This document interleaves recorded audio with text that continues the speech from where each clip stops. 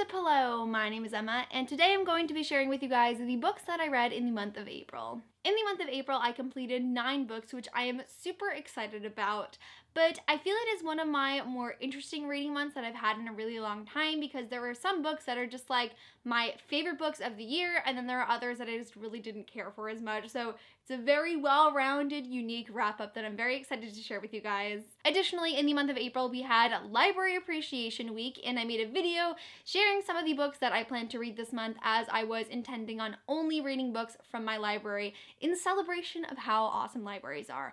And while the very first book on this wrap-up I started in March and finished at the beginning of April, the rest of these are all digital or physical copies that I did get from my library. The first book that I read in the month of April is The Woman in the Window by A.J. Finn. My sister is actually borrowing my physical copy of this book, but I did listen to the audio version, and the audiobook is just so fantastic. I adored The Woman in the Window. I gave it 5 out of 5 stars. It's definitely one of my favorites of the year. Now, I am personally not the type of reader who really focuses in on writing. If the writing is bad and impacting my reading experience, I'll notice it and I'll pick up on it. But otherwise, if it's telling the story, like, I'm pretty content. But A.J. Finn's writing style is just impeccable. It's immaculate. I adored every single word that he wrote. There were so many times during my reading where I just like had to step back and contemplate, like, how can somebody actually think to describe things so perfectly? I think this might be the best debut book I have ever read. A.J. Finn is just such a talented author, and I would read absolutely anything he puts out. I do want to make a note that while this book does follow a main character with agoraphobia, which is a mental disorder,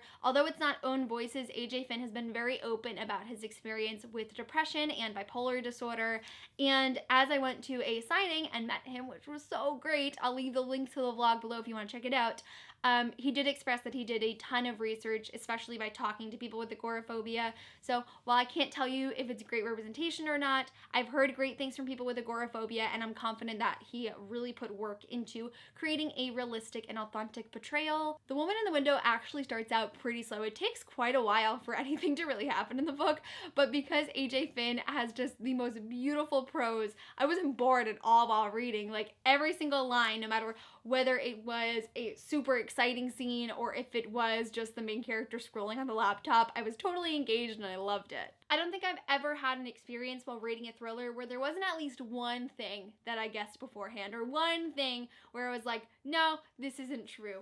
Every single twist, every single plot line, everything was just so well done and completely convinces you that, like, this is really what's going on, and then a couple chapters later you find out you're completely wrong. It was just the most beautiful execution of a psychological thriller that I've ever read. The next book that I read in the month of April is another adult thriller, and that is Dark Places by Gillian Flynn. This is another one I really enjoyed. I gave Dark Places 5 out of 5 stars, and it's probably my favorite out of all of Gillian Flynn's works that I've read. Libby is like my perfect unlikable main character. She is rude and mean and disrespectful. She's selfish, but she sort of softens throughout the story and she gets a lot of layers, and by the end of it I was just completely in love with her character, and those are like my favorite experiences to read from unlikable protagonists.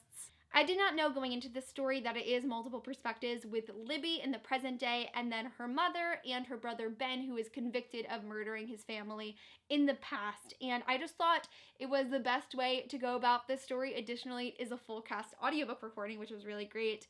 But each perspective added something new and unique to the story that would have left it completely incomplete without. I loved the progression of the story, where each little thread of the mystery is unraveling piece by piece and just adding on top of each other.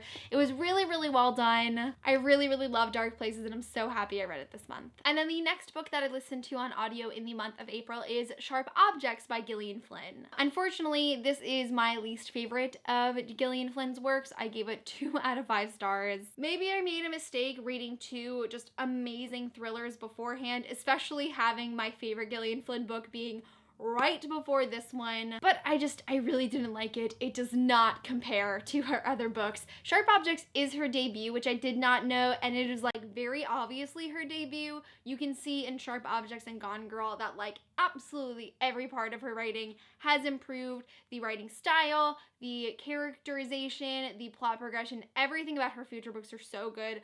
Sharp Objects just fell really, really flat for me. I know a lot of people love the sort of small town setting where the plot is really forwarded by secrets and rumors and such, but that is just like not my thing. I will say Sharp Objects is very dark and creepy and twisted, more so than I think Gone Girl and Dark Places. It's like, if you get queasy easily, like, maybe hold off on this one. But that being said, I just felt like nothing really happened in the story. I was really bored. I was kind of just reading to finish it, and it was just like not a fun experience for me. Additionally, the ending kind of peeved me because I think the overall idea of the ending and like very fine specific details of the ending were so well done, but I was upset about the fact that it's sort of being retold to us from Camille after everything has happened, and I would have preferred to see everything unravel in real time and have Camille's like first instinctual reactions. So for me, it just wasn't a great book, but I love the rest of her works and I will definitely continue to support Gillian Flynn in the future because I think she's so talented. The next book that I read in the month of April is the one ebook that I completed this month. I was supposed to be reading The Kept Woman by Karen Slaughter on ebook, which I mentioned in that library haul, but I could not read it fast enough and my loan went up. But the ebook I did complete is Down and Across by Armin Amadi. I had a fun time reading this book. I gave Down and Across 4 out of 5 stars. It is definitely like a light, quirky, summery sort of contemporary read, and I think it is perfect for people who are sort of at a crossroads in their life and they don't really know what path they should take. For me, Down and Across is like very reminiscent of a John Green novel. They just have very similar vibes, but I would say that I think Down and Across is less annoying and less pretentious. I love John Green, but let's be honest. As I said, I feel this book is really fantastic because it delves into the unique experience of people who just don't know what they want to do with their lives, especially for high school seniors who have to pick a college and a major but just have no idea what they want to do and can't commit to something. All of the insecurities that come with not knowing or not deciding and having everyone else in your life know exactly what they want to do and watching them achieve their goals. There's a lot of unique feelings that come with that are explored perfectly in Down and Across. I love the main character, Scott. He's just like so sweet and innocent in like the best way. Also, although I do know the author and I'm aware that Armin is Iranian, I had no idea that this book was own voices for Iranian American rep, which is so fantastic because I don't think I have ever seen a YA contemporary novel following somebody with that background. It was really, really great. On the other hand, I did not like the love interest named Fiora at all. She starts out very manic pixie dream girl, and although throughout the story she does get more development, she has more layers than I would normally attach someone with that label to, but everything else about her was just unbearable. She is selfish and careless and reckless. She does things because she's bored and because she can. She just has like no regard for what her actions do to other people, and just all throughout the story I felt like I was internally cringing a lot of the time with her because I just couldn't stand her. But overall, Down and Across was a very fun, quirky read, and I would definitely recommend it, especially to those of you who are struggling to figure out your path in life, because I think there's a lot of insight to come from this story. The next book that I read in the month of April is probably the book to surprise me most in my entire life, and that is The 7 Husbands of Evelyn Hugo by Taylor Jenkins Reid. This book is just sort of an amalgamation of things I don't typically like in literature. Number one, it's an adult book that's not a thriller. It's just straight up fiction, and it is a combination of contemporary adult fiction and historical fiction. Historical fiction, not my thing. And additionally, the majority of this story is told through flashbacks, which is like one of my least favorite literary devices. For some reason, I just do not like flashbacks.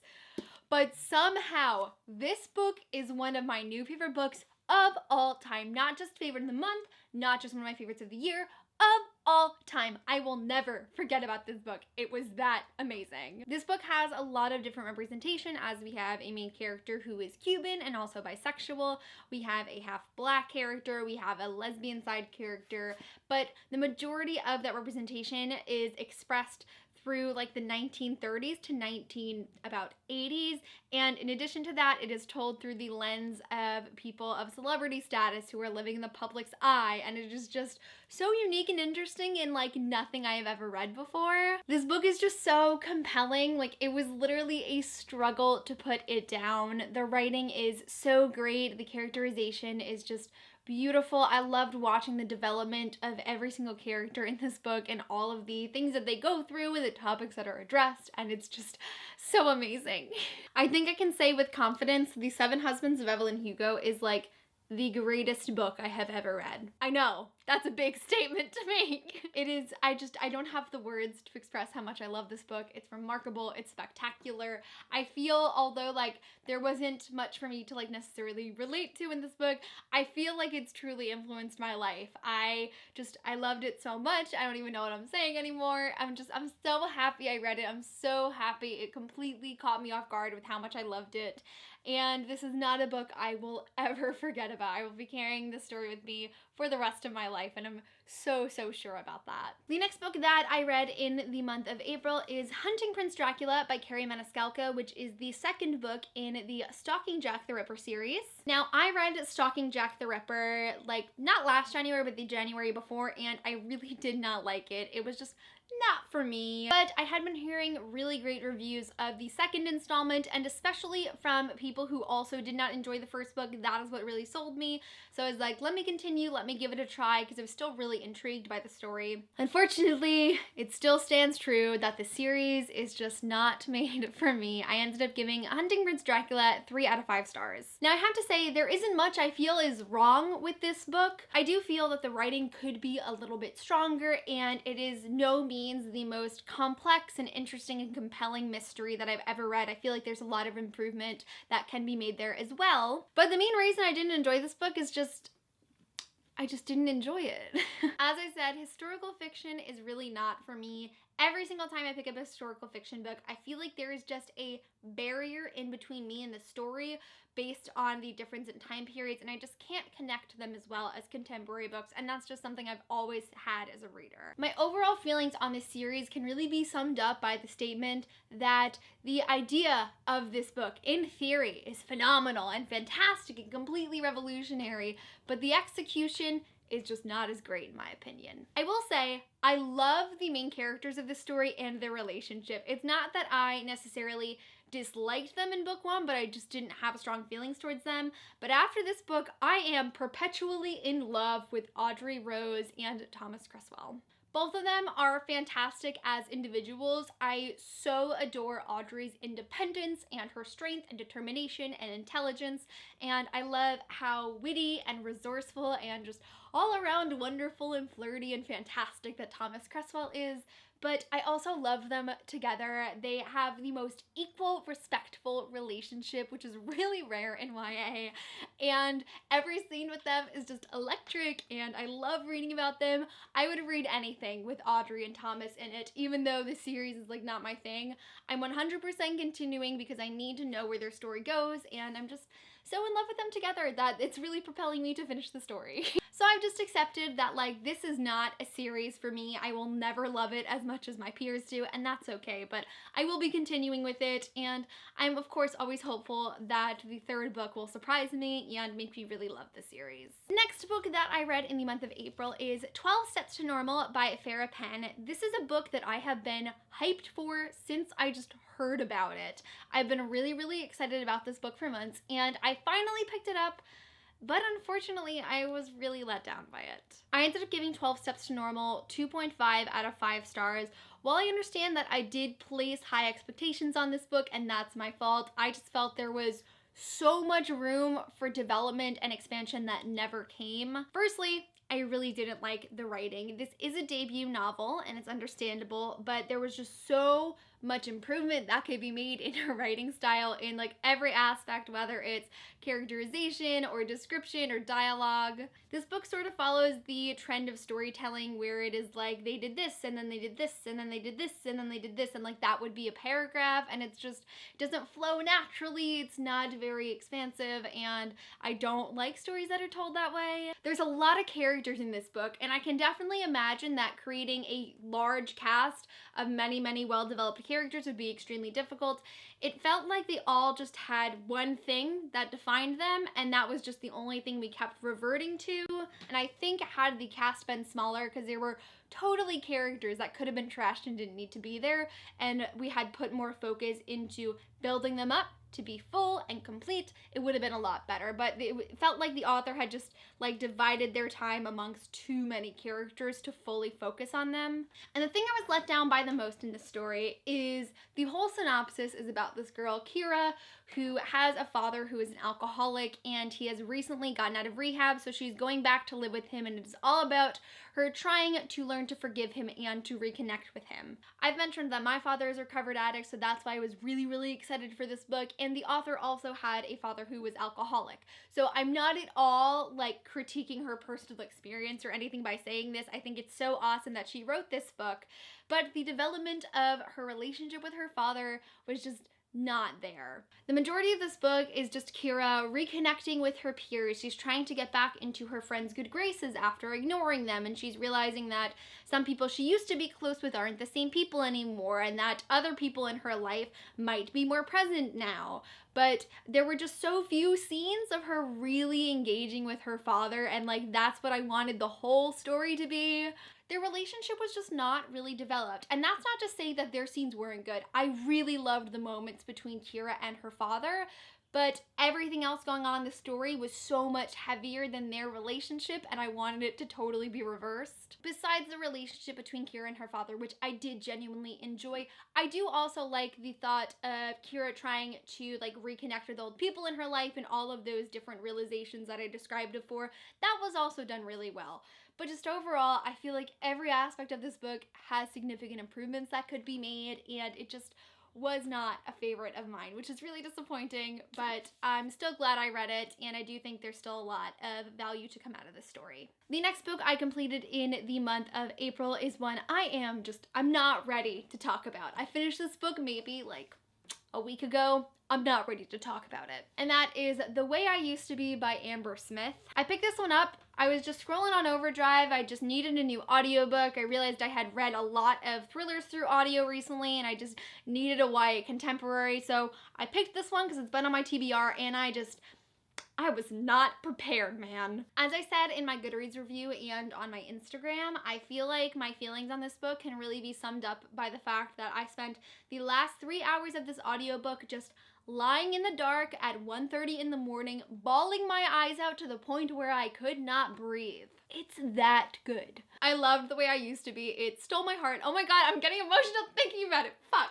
The first scene in this book is very intense. This book deals with rape and trauma. The first scene of this book is rape, so like please be aware of that. And then after that, for a while in the book, it just sort of like goes through the motions. Like nothing significant is really happening. There aren't super strong plot points, but like it's still enjoyable. Then like the last like 2 sections of this book, as it's told through freshman, sophomore, junior, and senior year, the last 2 years of this book and like the last half of this book is just amazing. I could not put it down. I literally listened to almost like 5 or 6 hours of this audiobook in one sitting. It was just so amazing. I physically could not bear to put it down. Speaking of the 4 years, I think that's a really hard format to accomplish in a short young adult contemporary story, but it was done so well. We're still able to see our main character grow and develop and change. Like her voice changes throughout each year, and like that I feel would be really hard to do if you weren't completely dragging them out. So I was really impressed with the construction of the story, and I really feel that this book is a great exploration of trauma. I don't think there are many books other than probably Speak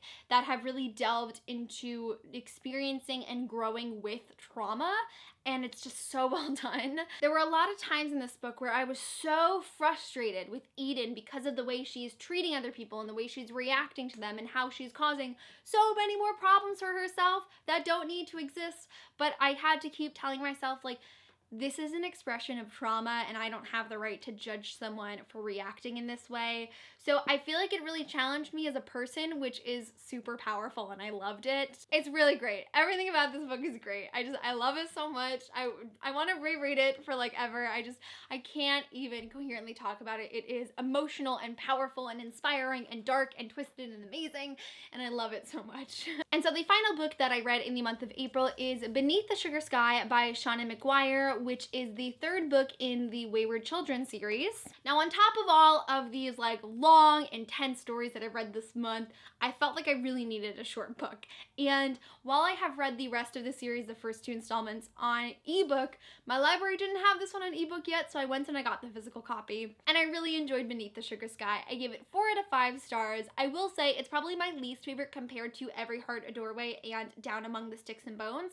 And I feel like a lot of that is attributed to the fact that I believe Beneath the Sugar Sky is a little bit more lighter and whimsical compared to Every Heart a Doorway and Down Among the Sticks and Bones, which are pretty dark and twisted. The Wayward Children series is really interesting because all of the books take place in the same world, and they take place with the same characters from book 1, but it all follows a different protagonist. So it's kind of hard to specifically talk about Beneath the Sugar Sky because it is like a sequel to the first book, whereas the second book is a prequel. So like it's really connected and it's hard to talk about. I will say I really loved how the world developed in Beneath the Sugar Sky compared to the first 2 books. Like, this world is constantly ever expanding and we get to see a completely different part of it that we really haven't before. And so watching things grow and develop was really enjoyable for me. As with the entire Wayward Children series, we have a very diverse cast. We have a plus-size main character, and I have heard a few like somewhat mixed reviews on it.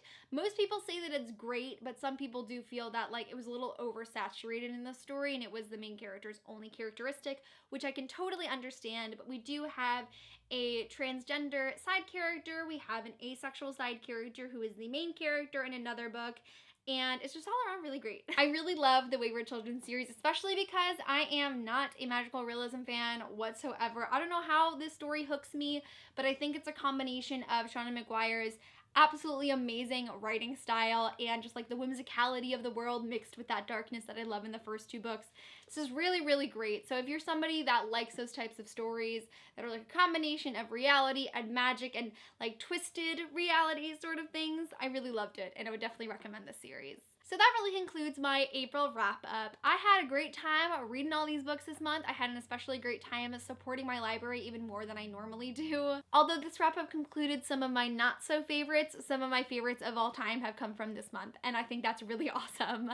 Definitely let me know in the comments below what was your favorite read in the month of April. But that's it for this video. Thank you guys so much for watching, and I will see you soon for a new one. Bye!